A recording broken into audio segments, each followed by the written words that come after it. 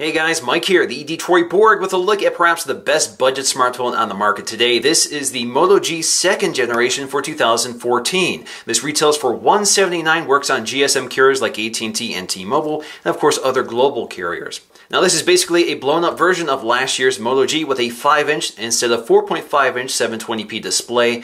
We also have an 8-megapixel instead of 5-megapixel rear-facing camera, still only good for 720p HD video, and we have a 2-megapixel instead of 1.3-megapixel front-facing camera. We also have dual stereo speakers. These are true stereo speakers with left-hand and right-hand channels, which is nice, and of course they're front-facing, just like those on the Moto E and the Moto X. Now internally, this phone is basically carried over from the original Moto G with a quad-core 1.2 GHz Cortex-A7 Snapdragon 400 with an Adreno 305 and 1 gig of RAM. We also have 8 gigs of storage with expandable storage thanks to a micro SD card slot.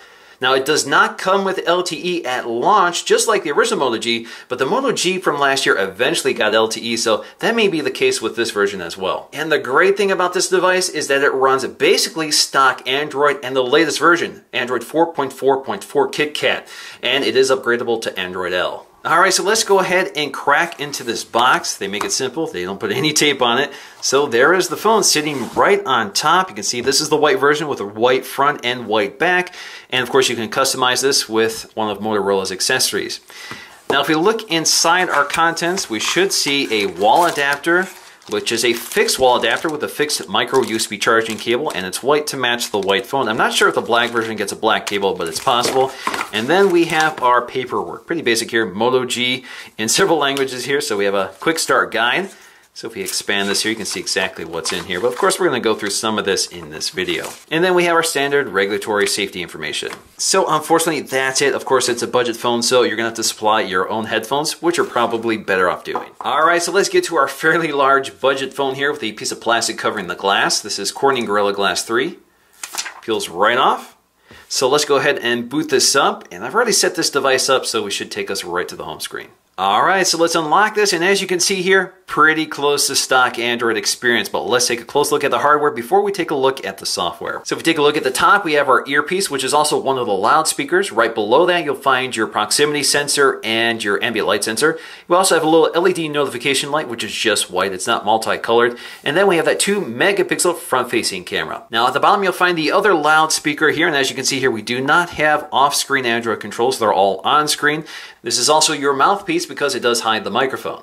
Now on the right side, you'll find your power on and off button as well as your volume rocker. Now center mounted toward the top, you'll find your headphone jack along with a microphone. Now as you can see here, it does have that typical Motorola curve, which you'll find on every Motorola handset design. And of course, the curve extends to the bottom with the micro USB charging port, which also supports USB OTG. Now on the back, you'll find a pretty basic 8-megapixel rear-facing camera, good for 720p HD video without stabilization. Of course, it does have autofocusing and an LED flash. Right below that, again, you'll find the little Motorola dimple, which again is a characteristic of all Motorola handsets. Now the back panel is removable. You just use the micro USB port as your leverage point for popping it off.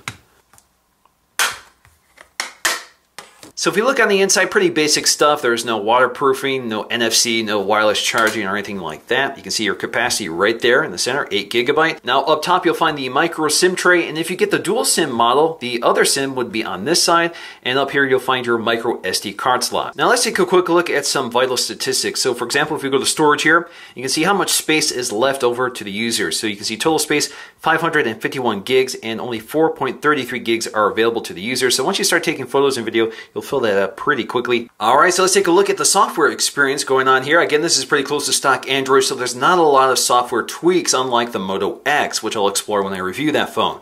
But of course, on the lock screen, pretty standard stuff. You can swipe up or swipe to the left to unlock the phone and open the camera app right away. And then if we go to the lock screen, you can also quickly access Google now by swiping up from the bottom. Okay, Google, what's the weather like tomorrow in Detroit? Tomorrow's forecast for Detroit is 68 degrees with fog. And the voice sounds excellent here with those front-facing stereo speakers, so they're not too loud, but they're pretty clear. Now the home screen is pretty basic here. You can tap and hold on here to modify it so you can add additional widgets. You can also change the wallpaper here. Again, if we go back here, so you can set the wallpaper for either the lock screen or home screen. Now the app drawer is stocked with the standard array of Google apps, from the calendar to the downloads app to the clock app and to the gallery app. But of course, we also have some Motorola apps, including Motorola Alert, Assist, a help app, as well as Motorola Migrate, which allows you to migrate from one phone to the other. So we can either select an Android phone, iPhone, or other old phone type, probably a feature phone or something like that. You can also see we have an FM radio here, so we have an FM tuner. All you have to do is connect a set of headphones and tune to the station you want, and of course you can set some of your favorite stations. Now the Motorola Alert app does a few things here. So you can select certain contacts to be your emergency contacts. So when you activate this mode, it'll send a notification to them letting you know that you're in danger or you need to be reached or something is going on that you need their attention. You can also have the phone automatically contact your local authorities, or you can just use this alarm feature, which will sound an alarm and send a notification to your authorized contacts. You can also do things like Follow Me, which will send your GPS location at a specified interval. You can see 5 minutes or greater, and you can also select just a meeting location. We also have Motorola Assist, another feature we're familiar with, which is basically a set of automated actions depending on locations and current conditions, time of day, that sort of thing. So for example, we have sleeping mode. As you can see here, that mode is active. We have driving mode, meeting mode, and home mode as well. When they're grayed out, they're inactive. When they're colored, they're active. So for example, sleeping mode, this is a do not disturb function, which you can customize, and you can select certain exceptions here. So you can allow certain callers to come through and allow calls to come through if they attempt to call you twice. We also have driving mode. So this uses your geolocation. So when you start moving around, it will automatically read text messages and tell you who's calling, or play back music. So if you want to play back music in your car, you may want to select Bluetooth music, and it will launch the corresponding app. We also have meeting mode, which searches your calendar for meeting times and will either silence your phone depending on how you configure this. So you can silence the phone, silence all, allow vibrate only, allow favorite callers to come through, or allow somebody who calls twice to come through. We also have auto reply, and this allows you to send text messages automatically to contacts who try to reach you, and you can edit those messages manually right here. We also have home mode, which uses your geolocation, so you can select what your home location is, and when you arrive at your home location, you can have your device talk to you. So it will automatically read back text messages and tell you who's calling. So instead of having to keep your phone on you all the time, you can come home, leave it anywhere you want, and it'll read out to you. So of course, with an Android phone, you can swipe up to access Google now on the home button. And then we have our recent apps here, so you can scroll through your recent apps, tap them to access them, or swipe them out of the way to close them. Now you can't say things like, "Okay Google," to activate Google now, like you can with the Moto X and some other phones lately. So we also have our drop-down notification sheet with all of our notifications. You can tap up here to clear them all. You can also tap up here to get to quick settings. Also, you can use a two-finger swipe-down gesture to get to quick settings instead. Now, if we take a look at our settings panel, it's pretty close to stock Android. There's a few tweaks here and there. So, for example, if we go to sound, you'll see some audio effects, so you can manually adjust your audio if you prefer for either wired or speaker. We also have Motorola Privacy, so you can adjust your privacy settings here, as well as your Motorola ID. So let's take a look at the camera app. To snap a photo, you just tap anywhere on the screen, snaps the photograph. So if you want tap to focus, you actually have to enable it. Just swipe in from the left edge to get this little control panel. So if you enable this, you now have this little target here. You can move around. As you can see here, when it's in focus, it turns green. There you go, it adapts both the exposure and focus. And when you're done, just tap it, snaps the photo for you and saves it. And if you want to access the photo, just swipe to the right. You can also record video.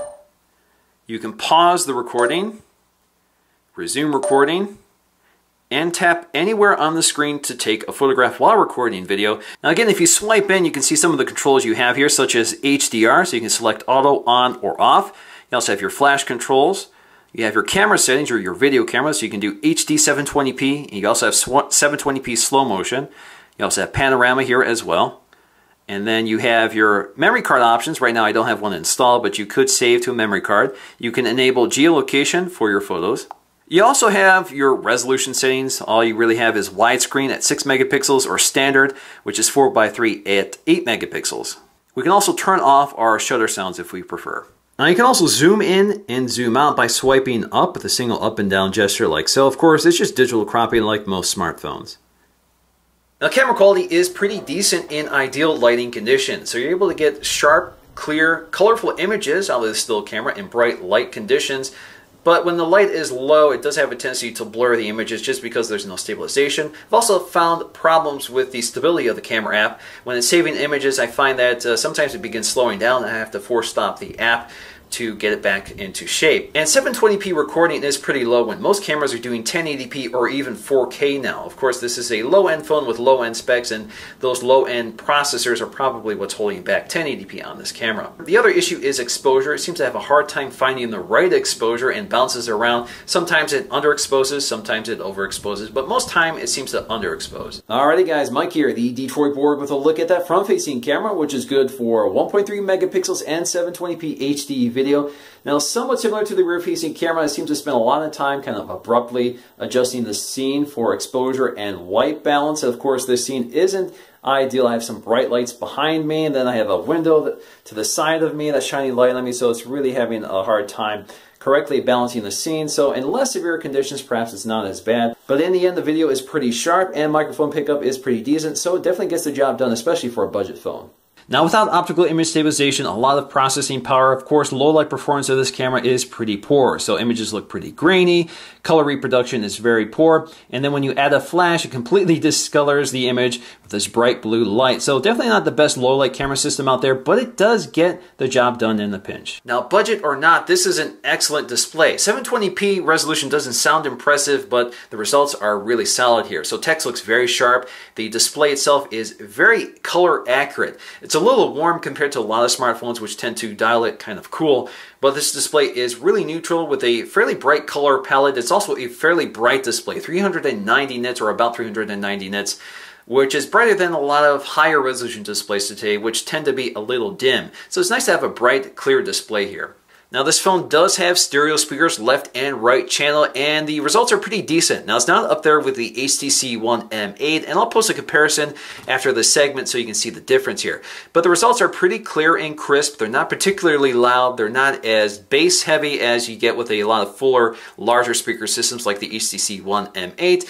But they are certainly above par for a budget phone and better than most high-end smartphones with rear-facing speakers. What's up guys, Mike here, the Detroit Borg, with a look at what might be the design of the second generation iPad Air, expected to be announced next month in October. What's up guys, Mike here, the Detroit Borg, with a look at what might be the design of the second generation iPad Air, expected to be announced next month in October. Now, something I'm always concerned with on low-end budget phones is the quality of the headphone amp, and the Moto G doesn't disappoint. It sounds just as good as other high-end smartphones, and they've done a nice job with the equalization built into the software of the phone. So even though it's a low-end phone, it doesn't have low-end audio. Now, as to be expected, both the Moto G from this year and last year perform about the same on the Geekbench 3 scores. That's because they have the same internal specs.